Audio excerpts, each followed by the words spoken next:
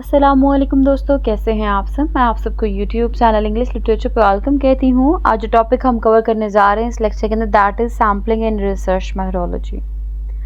इस लेक्चर में हम बात करेंगे पॉपुलेशन क्या होता है, सैम्पल क्या है, सैम्पलिंग क्या है, सैम्पलिंग की types, probability and non probability, then उसके मेरिट्स, डीमेरिट्स और उसके बाद कंक्लूजन। ओवरऑल सैम्पलिंग का टॉपिक हम कवर करने जा रहे हैं इस लेक्चर के अंदर, जिसमें जितने भी इम्पोर्टेंट पॉइंट्स हैं हम A to Z कवर करने वाले हैं। तो इस लेक्चर को स्टार्ट से एंड तक कंप्लीट देखिएगा ताकि आपका कोई भी इम्पोर्टेंट पॉइंट मिस ना हो जाए और हर पॉइंट आपको अच्छे से क्लियर हो जाए। तो टाइम को वेस्ट किए बगैर जो आज का लेक्चर हम करते हैं शुरू। मैं पहले आपको एक एग्जांपल बताती हूँ, उस एग्जांपल से हमारा जो है ना टॉपिक हम अंडरस्टैंड करेंगे। ध्यान से सुनिएगा।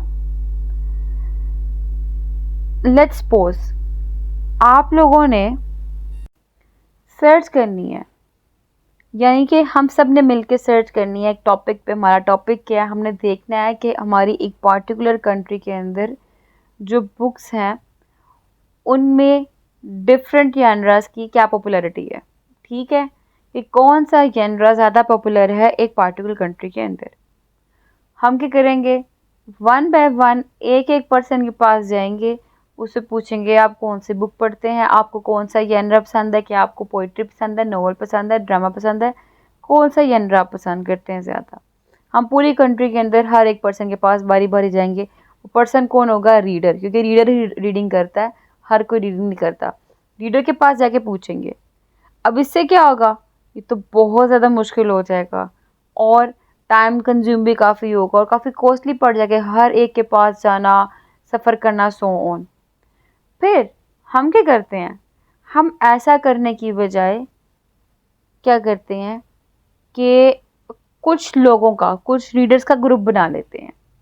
फॉर एग्ज़ाम्पल पूरी कंट्री के अंदर काफ़ी रीडर्स हैं, हमने सोचा कि हम काफ़ी ज़्यादा रीडर्स के पास जाने के बजाय ना हम 500 रीडर्स सेलेक्ट कर लेते हैं। वो रीडर्स कौन से होंगे, डिफरेंट एज से बिलोंग करते होंगे, डिफरेंट रीजन से बिलोंग करते होंगे, डिफरेंट सिटीज़ और डिफरेंट टाउन्स में रहने वाले होंगे।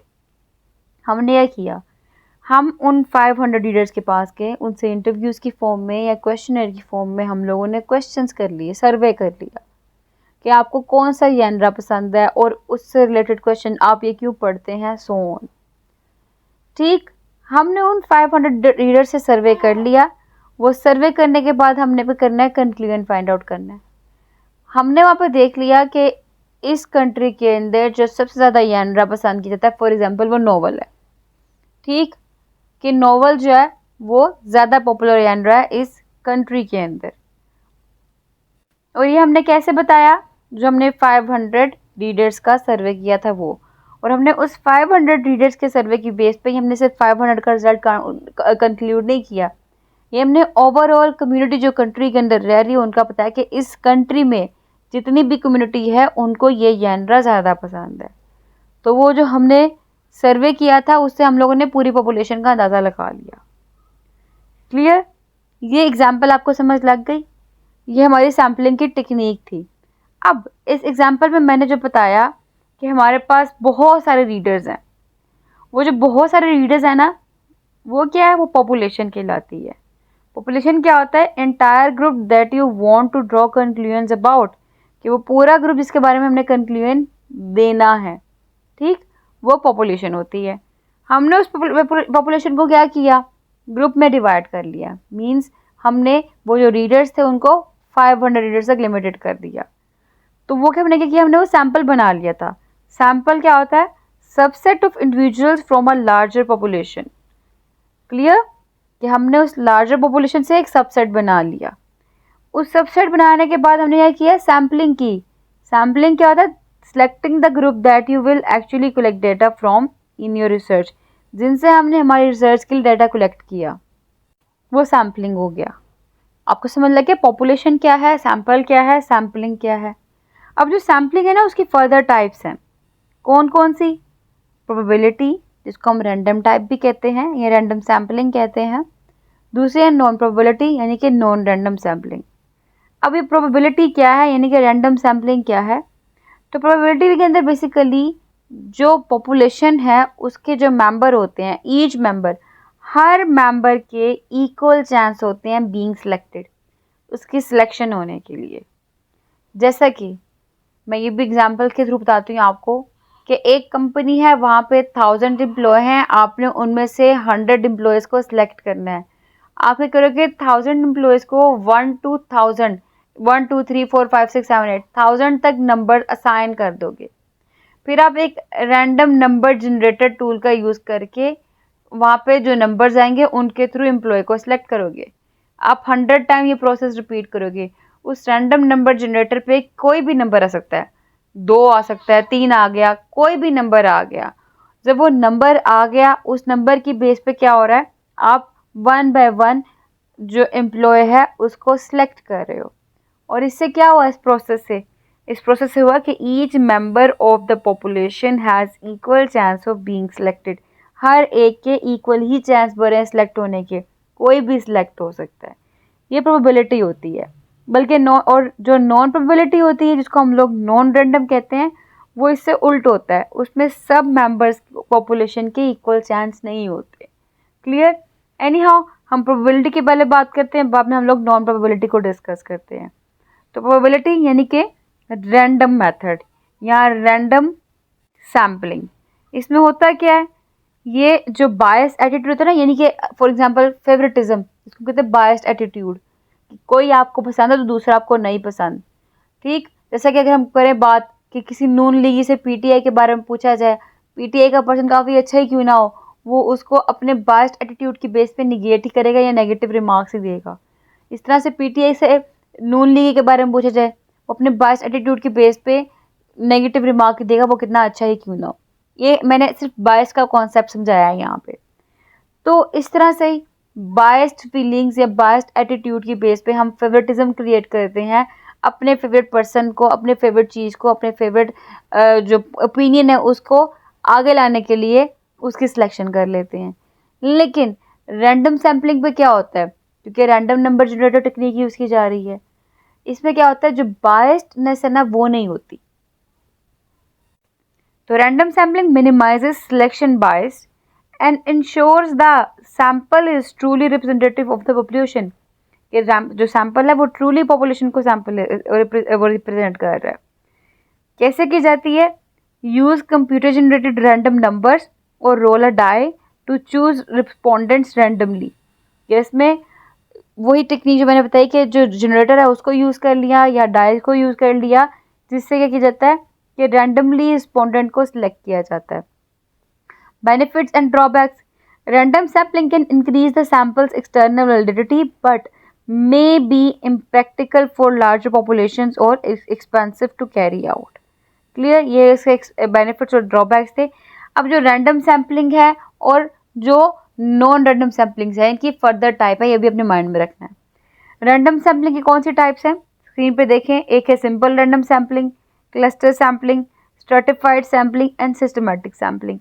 और भी बहुत सी टाइप्स हैं, लेकिन जो मेन टाइप्स हैं हमने उनको डिस्कस करना है। क्लियर? अब जो सिंपल रैंडम सैम्पलिंग है, वही टेक्निक के इसके अंदर हर मेंबर के इक्वल चांस होते हैं सिलेक्ट होने के।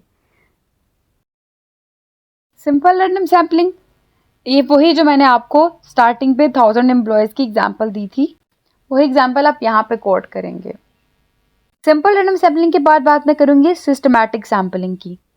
सिस्टमैटिक सैम्पलिंग भी सिंपल रैंडम सैम्पलिंग की तरह का ही है, लेकिन ये थोड़ा इजी होता है, यानी कि सिंपल रैंडम सैम्पलिंग के मुकाबले में ये ईजियर टू कंडक्ट होता है।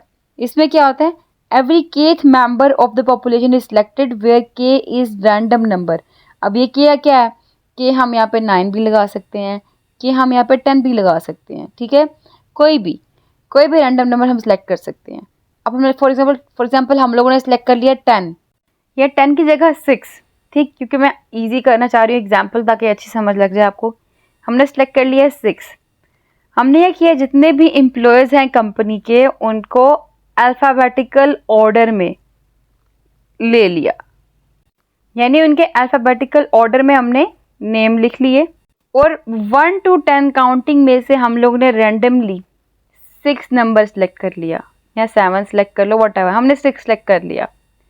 अब हमने किया, जब हमने 6 सेलेक्ट कर लिया तो 6 से ऑनवर्ड हर 10th पर्सन कैसे होगा, 6 के बाद 16, 16 के बाद 26, 26 के बाद 36, 36 के बाद सो ऑन, 46, 56 सो ऑन।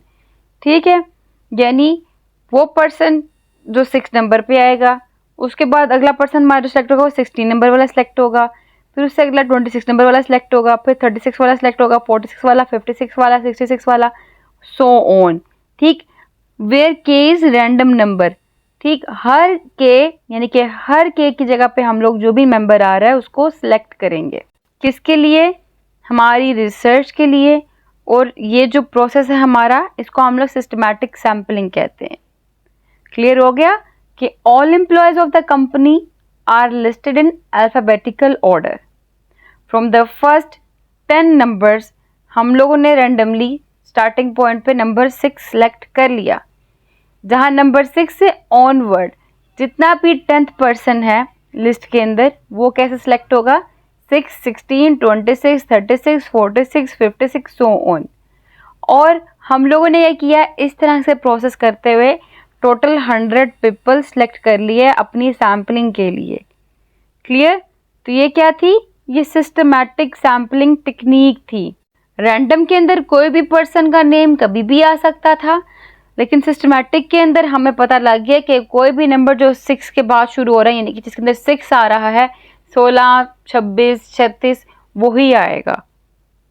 अब सिस्टमैटिक सैम्पलिंग के बाद मैं बात करती हूँ स्ट्रेटिफाइड सैम्पलिंग की। स्ट्रेटिफाइड में हम स्ट्रेटा बनाते हैं। स्ट्रेटा किसे कहते हैं, सब ग्रुप्स को। ठीक है, होता क्या है इसके अंदर, हम पॉपुलेशन को सब ग्रुप्स के अंदर डिवाइड कर देते हैं। किस बेस पे, उनकी रेलेवेंट कैरेक्टरिस्टिक्स की बेस पे। फॉर एग्जांपल उनकी जेंडर आइडेंटिटी, उनकी एज रेंज, उनकी इनकम, उनका जॉब रोल, सो ऑन। ठीक, उनकी कैरेक्टरिस्टिक्स की बेस पे हम लोग स्ट्रेटा बना देते हैं, मींस सब ग्रुप बना देते हैं। किनका, पॉपुलेशन का।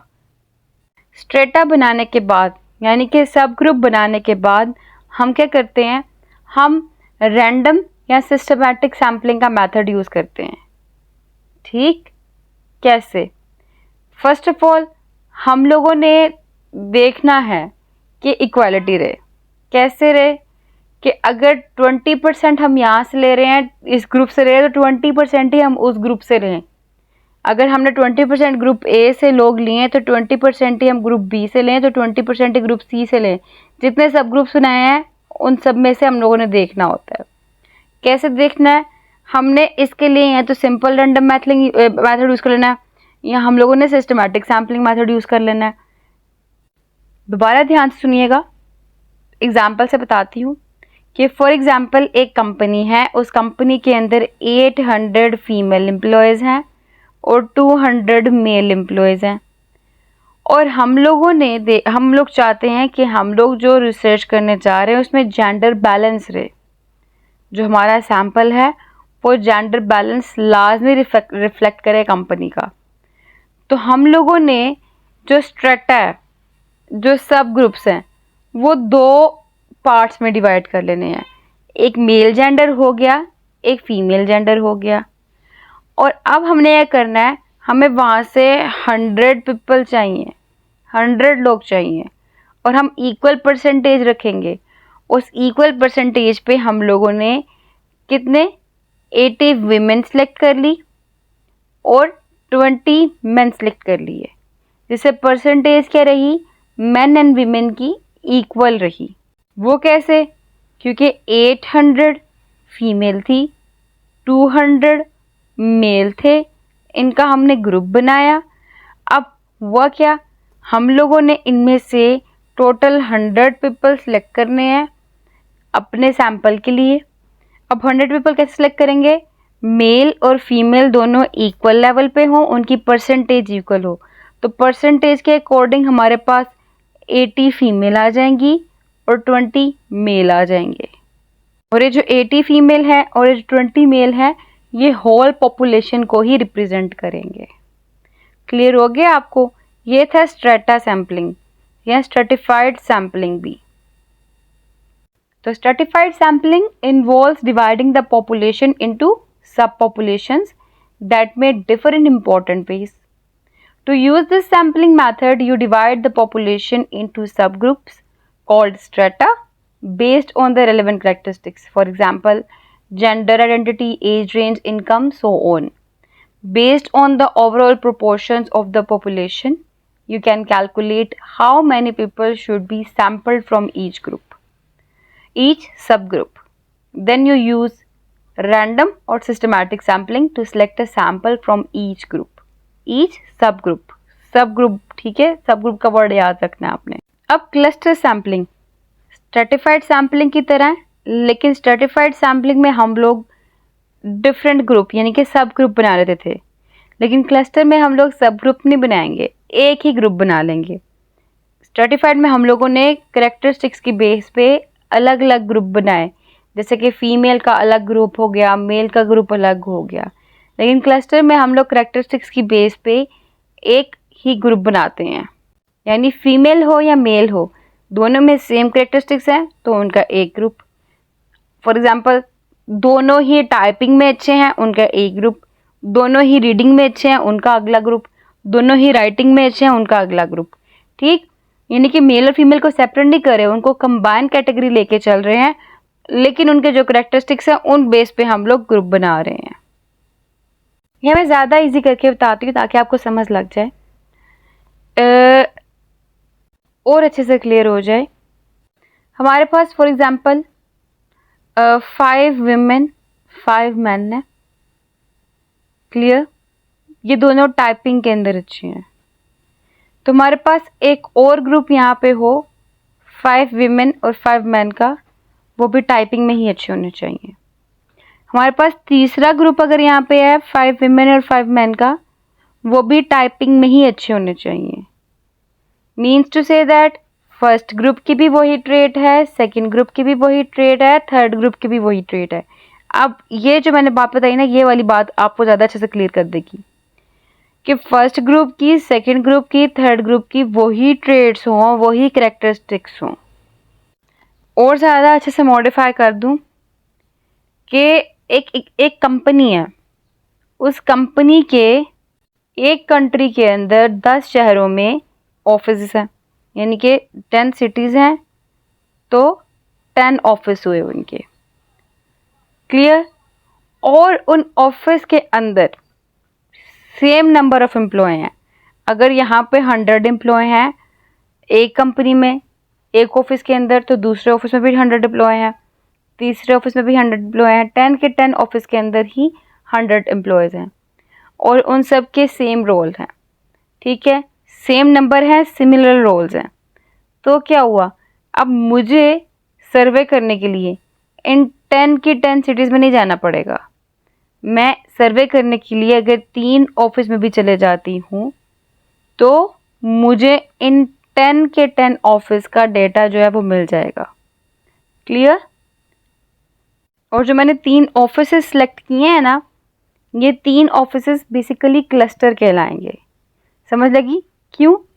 क्योंकि एक ऑफिस में 100 एम्प्लॉयज़, 100 एम्प्लॉयज़ की सेम ट्रेड, सेम कैरेक्टरिस्टिक्स। दूसरा ऑफिस 100 एम्प्लॉयज़, सेम कैरेक्टरिस्टिक्स। तीसरा ऑफिस 100 एम्प्लॉयज़, सेम कैरेक्टरिस्टिक्स। चौथा ऑफिस, इस तरह से जितने भी ऑफिस हैं सेम एम्प्लॉयज़, सेम कैरेक्टरिस्टिक्स है। मैंने बंदा अलग अलग है, नंबर ऑफ एम्प्लॉयज़ की बात कर रही हूँ कि सेम है। तो मैंने जो जगह जगह जाके देखना है, मैंने रैंडम सैम्पलिंग क्या की, मैंने रैंडम सैम्पलिंग करते हुए 3 ऑफिस सेलेक्ट कर लिए। जो मैंने कोई से 3 ऑफिस सेलेक्ट कर लिए वो मेरा क्लस्टर कहलाएगा। तो क्लस्टर सैम्पलिंग क्या है? Clusters groups are identified and randomly selected to be surveyed. तो क्लस्टर क्या है? Cluster sampling also involves dividing the population into sub groups. कि उसमें भी क्या किया हमने, पॉपुलेशन को सब ग्रुप्स में डिवाइड कर दिया, लेकिन each sub group should have similar characteristics to the whole sample. कि हमारे पास जो सब ग्रुप्स हैं उन सब ग्रुप्स की सिमिलर कैरेक्टरिस्टिक्स होनी चाहिए। जैसे हमने देखा कि 10 के 10 ऑफिस हैं, सेम बंदे हैं, सेम बंदों की तादाद है और सिमिलर उनका रोल है। बंदे सेम नहीं, बंदों की तादाद सेम है और उनका रोल सिमिलर है। तो instead of sampling individuals from each sub group you randomly select entire sub groups, कि हम रैंडमली कोई से भी सब ग्रुप्स को सिलेक्ट करते हैं पूरे के पूरे। और कोई लार्ज डिस्पर्स पॉपुलेशन हो ना, उनके लिए क्लस्टर सैम्पलिंग की टेक्निक काफ़ी अच्छी रहती है। तो क्लियर हो गया, सिंपल रैंडम सैम्पलिंग भी, स्ट्रेटिफाइड सैम्पलिंग भी, सिस्टमैटिक सैम्पलिंग और क्लस्टर। क्लस्टर में क्या करते हैं हम लोग, जो ग्रुप्स बनाते हैं वो सेम ट्रेट्स सेम कैरेक्टरिस्टिक्स की बेस पे बनाते हैं। ठीक है, जैसे कि अगर 100 एम्प्लॉयज़ यहाँ पे तो 100 एम्प्लॉयज़ वहाँ पे उनके सिमिलर रोल हों। स्ट्रेटिफाइड में क्या करते हैं हम लोग स्ट्रेटिफाइड में कैरेक्टरिस्टिक्स की बेस पे अगेन सब ग्रुप्स बनाते हैं, लेकिन इसके अंदर क्या किया जाता है, ये सब groups age, gender, locations, variables वगैरह पे डिपेंड करते हैं, उनकी बेस पे बनाए जाते हैं।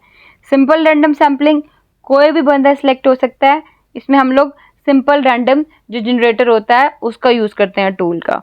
सिस्टमैटिक सैम्पलिंग, केस नंबर, कोई भी नंबर अगर पर्सन 7th नंबर पे आ रहा है, यानी कि 7, 17 इस तरह से ऑनवर्ड चलते गए, 27, 37 कहीं पे भी 7 लग रहा है तो उन पर्सन को सिलेक्ट किया जाता है सैम्पलिंग में रिसर्च के लिए। ये तो हो गया जी हमारा प्रोबेबिलिटी वाला पोर्शन। इसके बाद है नॉन प्रोबेबिलिटी, जिसको हम नॉन रैंडम सैम्पलिंग भी कहते हैं। अब जो सैम्पलिंग की ये टाइप है, नॉन प्रोबेबिलिटी या नॉन रैंडम सैम्पलिंग, इस पे जितने भी मेंबर्स हैं, यानी कि उन सब के सब मेंबर्स को इक्वल चांस नहीं होता बीइंग सिलेक्शन का। Not all member of the population have an equal chance of being selected. इसमें जो इंडिविजुअल्स है ना, वो नॉन रैंडम क्राइटेरिया की बेस पे सिलेक्ट किए जाते हैं। आगे जो नॉन रैंडम सैम्पलिंग के टाइप्स हैं, नॉन प्रोबेबिलिटी के टाइप्स हैं, वो है कन्वीनियंस सैंपल, फिर इसके साथ ही साथ कोटा सैम्पलिंग, फिर स्नोफॉल सैम्पलिंग, एक और होती है प्रपोजिव सैम्पलिंग। ये 4 टाइप्स हैं। प्रपोजिव सैम्पलिंग को हम लोग जजमेंट सैम्पलिंग भी कहते हैं। अच्छा, मैं एक बात बता दूं आपको, जो प्रोबेबिलिटी सैम्पलिंग थी ना, वो most reliable type of sampling count होती है, जबकि जो नॉन रैंडम यानी कि नॉन प्रोबेबिलिटी सैम्पलिंग है ना, ये less reliable type of sampling count होती है। और इसके अलावा जो प्रोबेबिलिटी सैम्पलिंग थी ना, वो डिफ़िकल्ट और टाइम कंज्यूमिंग हो सकती है, क्योंकि उसमें एक रैंडम सैंपल सेलेक्ट करना काफ़ी टाइम कंज्यूमिंग प्रोसेस होता है। लेकिन जो नॉन प्रोबेबिलिटी सैम्पलिंग है ना, ये ईजियर होती है और ज़्यादा एफिशिएंट होती है प्रोबेबिलिटी सैम्पलिंग के मुकाबले में। तो एनी हाउ, अब जो इनके टाइप्स हैं, जो नॉन प्रोबेबिलिटी सैम्पलिंग यानी कि नॉन प्रोबेबिलिटी या नॉन रैंडम सैम्पलिंग है, उनके फर्स्ट टाइप जो है वो कन्वीनियंस सैम्पलिंग है।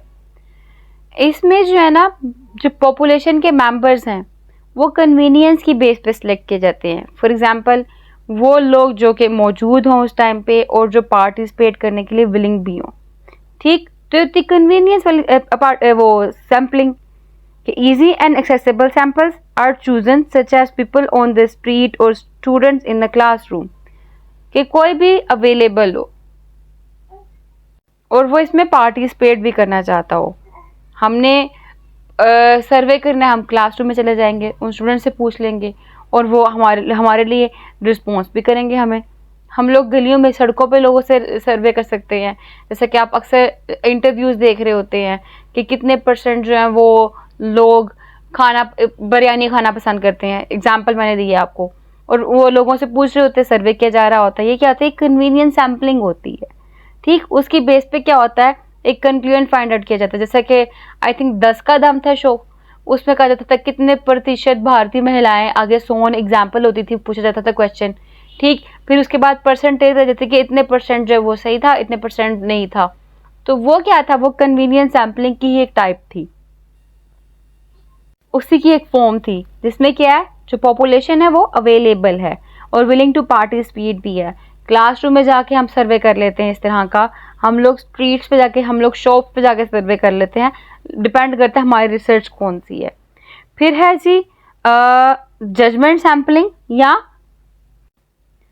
प्रोपोजिव सैम्पलिंग। इसमें क्या होता है, जो मेंबर हैं पॉपुलेशन के, वो अपनी जजमेंट ऑफ द रिसर्चर की बेस पे सिलेक्ट किए जाते हैं। यानी रिसर्चर जो अपनी एक्सपर्टी की बेस पे अपने रिसर्च के लिए मेंबर्स को सिलेक्ट करता है। ठीक, ये होती है प्रोपोजिव या judgement sampling. involves the researcher using their expertise to select a sample that is most useful to the purposes of the researcher, कि रिसर्चर का जो पर्पस है उसकी बेस के ऊपर। इसके बाद कोटा सैम्पलिंग, इसमें क्या होता है, जो पॉपुलेशन है उसको ग्रुप में डिवाइड किया जाता है, फिर उस ग्रुप में से कुछ नंबर्स ऑफ पीपल सेलेक्ट किए जाते हैं, यानी एक कोटा रख दिया जाता है।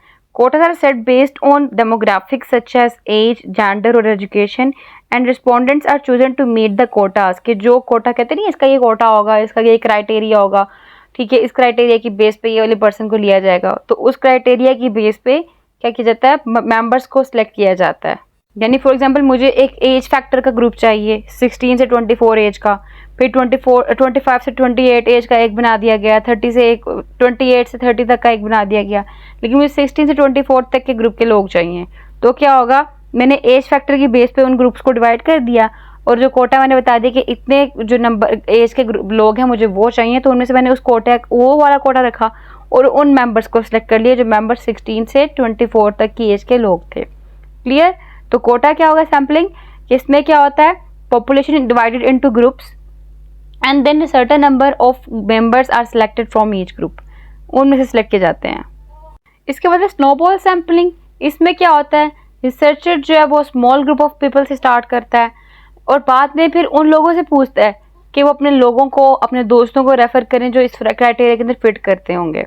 ठीक, respondents refer other potential respondents such as friends और colleagues who may have a similar characteristics.